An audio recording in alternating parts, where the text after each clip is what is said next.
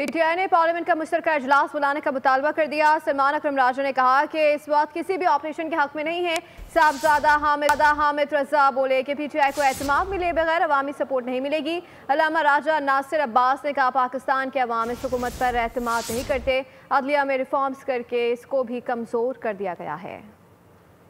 क्या करते हैं कि इमरान खान को पेरोल पे रिहा किया, तमाम अमल में शामिल किया जाए। हमारा मौक़िफ़ ये है कि कोई मिलिट्री ऑपरेशन बज़ाते खुद किसी मसले का हल नहीं है। हम नहीं समझते कि एक बंद कमरे में छोटी कमेटी को बिठाकर उस पर अपने फैसले नाफिज करके आप पाकिस्तान को फलाह की जानिब ले जा सकते हैं। एक बहुत बड़ी गुफ्तगू की ज़रूरत है, जॉइंट सेशन हो जो कई दिनों पर मुश्तमिल हो।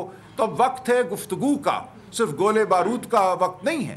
आप जिस सूबे में ऑपरेशन करने जा रहे हैं वहां पर पाकिस्तान तहरीक इंसाफ की हुकूमत है। आप इमरान खान साहब को कॉन्फिडेंस में लेने के बगैर आपको ग्राउंड सपोर्ट मुयस्सर नहीं आएगी। आप अपना दिल बड़ा करें, सब्सक्राइब करें और बेल दबाएं ताकि कोई खबर रह न जाए।